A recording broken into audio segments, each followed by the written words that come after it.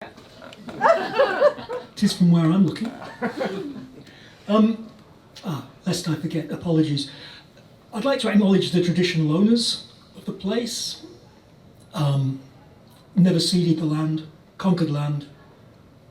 They still own it in a very real sense. And in particular, their leaders, past, present, and emerging. But I'd also like to point to something that maybe didn't make the media. The other day, Unions New South Wales organised a contingent of people from different unions in New South Wales to go up and support the Gomeroi people around Coonabarabran, who are opposing the planned gas extractions there. I just thought you might be interested in the list of unions. To me, this is a real and palpable example of unions supporting traditional owners in their struggles. It was Unions New South Wales itself, the MUA, New South Wales Nurses and Midwives, New South Wales Teachers Federation, AMWU, IEU, NTEU, United Workers Union, CFMEU, and the ETU. Now I know that at least half of those are affiliated to the Labour Party. So I'll be interested to see whether this two-day expression of support by actually going to Coonabarabran translates in them being able to actually muster political pressure within the ALP in genuine support of these traditional owners. So.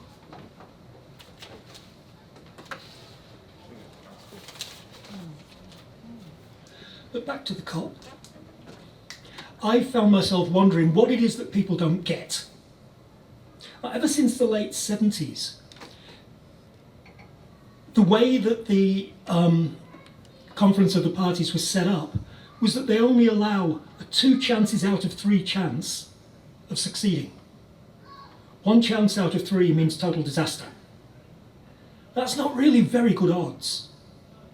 Some years ago, Bill McKibben pointed out that it's similar to playing Russian roulette with 2 bullets. Has anybody here tried and survived Russian roulette? Turns out it's not actually Russian at all. But anyway, so here's a song about that very thing. Is it capitalist? Called the Revolver. Sorry? Is Russian roulette capitalist?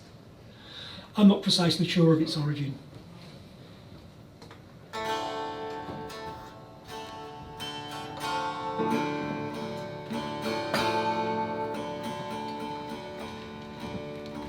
In his hand sits the revolver. That's how he structures the bet.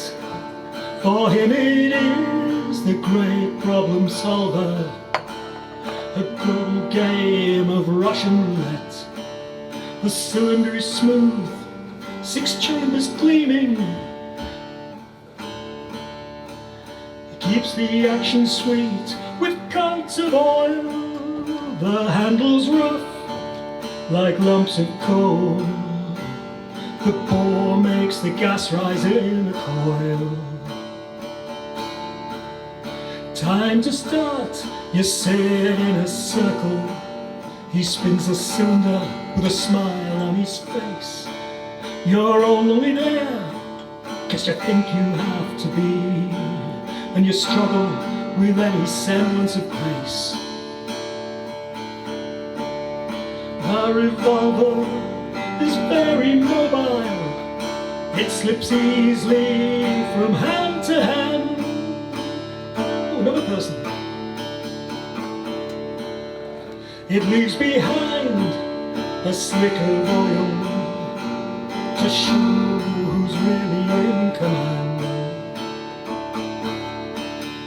Your turn now, you spin the cylinder. You point the barrel at your head. You better be right out where the bullet is. One miscalculation and you're dead. You pull the trigger, braced for the impact. Your heart skips till you hear that click.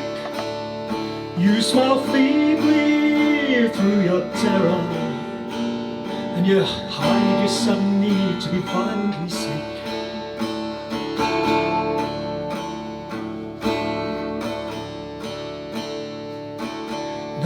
notice something disturbing? Each takes the turn, but he declines. He just smiles and spins the cylinder and passes it on to the next in line. Then you notice something further, something you didn't expect. He slipped 2 bullets in the cylinder. His mate, I'm sure, he stacked the deck. Do you call him on this outrage, this web of murder that he spun, or sit in silence and be reminded, after all, it's he that owns the gun, and after all, private property is sacred, and after all, he keeps the gun well oiled. So it's only fair he should get to sit and smile at each bullet's recoil. So it goes on, this great confusion. Can you get together and overthrow the game? Or do you sit around in your confusion, that your only response can be to be this tame? Can you stand and take the pistol and point that pistol into his face, in the name of any future for what's left of the earth and the human race?